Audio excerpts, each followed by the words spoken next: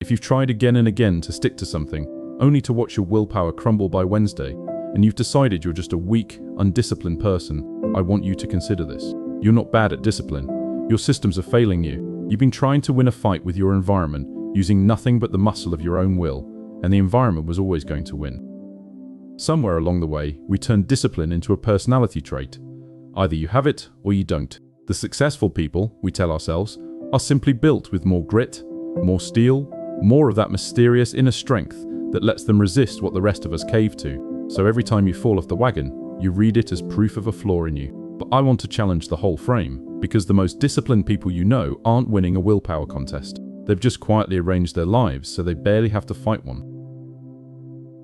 Think about a river for a second.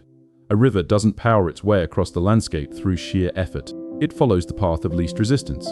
It flows wherever the ground is already lowest. If you want to change where a river goes, you don't stand in it and push. You'd be swept away in seconds. Instead, you dig a channel. You shape the banks. You make the path you want to be the easiest one to follow. And then the water goes there on its own, effortlessly, every single time. The river never has to try. The landscape does the work. That's exactly how behavior works, and almost nobody is taught it. Willpower is you standing in the river, pushing against the current, exhausting yourself to hold a position. The terrain is fighting. Systems are the channels you dig, the way you arrange your space, your defaults, your friction. So the good behavior becomes the downhill path, and the bad one becomes the uphill climb. The disciplined person isn't pushing harder against the water. They've reshaped the banks so the water flows their way without a fight. Let me tell you about someone. I'll call him Theo. For years, Theo wanted to stop scrolling his phone late into the night and read instead. He knew exactly what he should do. Every evening he'd resolve, tonight's the night. And every evening, lying in bed with the phone glowing 6 inches from his face and the book across the room on a shelf, he'd lose. By midnight, he was 3 hours deep into a feed he didn't even enjoy, hating himself, certain he was the most undisciplined person alive. What finally changed for Theo had nothing to do with trying harder. One night, almost out of spite, he left his phone charging in the kitchen and put the book on his pillow. That was it. That was the whole intervention. Now the phone was 40 feet and a cold floor away, and the book was the thing already in his hands. The friction had flipped. Reading became the downhill path, scrolling the uphill one, and within a week he was reading every night without a shred of willpower involved. He hadn't become a more disciplined man. He dug a different channel and let the same river flow somewhere better.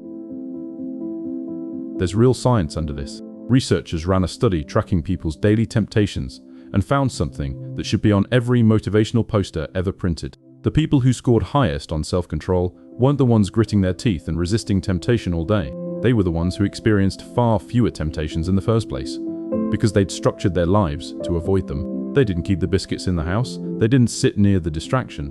What looked like superhuman willpower from the outside was, on the inside, mostly clever avoidance. The strongest self-control was the kind you almost never had to use. So, if you've been calling yourself undisciplined, here are 3 things I want you to understand about how behavior really changes. First, willpower is a battery, not a generator. It's a small, finite reserve that drains through the day, and the moment you're tired, or stressed, or hungry, it's the first thing to go. Building your whole life on willpower is like running a house off a phone battery. It'll work until exactly the moment you need it most, and then it'll die. Systems don't drain. A channel you've dug stays dug, whether you're rested or wrecked. Second, make the good behavior the lazy option. This is the entire game. Don't ask yourself to be a better person. Ask what you'd have to change, so the thing you want becomes the easiest thing to do. Put the trainers by the door. Pre-chop the vegetables. Delete the app. You're not strengthening your character. You're reshaping the banks so the water runs the right way on its own.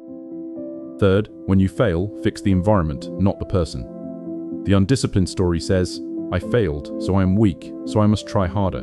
The system story says, I failed, so the design was wrong, so what do I change? One of these is a dead end that ends in shame. The other is an engineering problem you can actually solve. Stop auditing your worth. Start auditing your setup. So stop standing in the river, exhausting yourself, pushing against a current you were never meant to overpower with bare hands. You were never bad at discipline. You were simply relying on the weakest tool in the box, raw will, when the real work was always in the design, and the answer was never to grit harder. It was to dig a better channel. The writer James Clear once said that you do not rise to the level of your goals, you fall to the level of your systems. That is the truth. Willpower keeps hiding from us. Change the structure, and the behavior changes itself. That's not a lack of strength. That's strength applied where it actually works. You were never undisciplined. You were just fighting the current instead of moving the banks. So stop pushing the water and go reshape the ground so the life you want becomes the path of least resistance.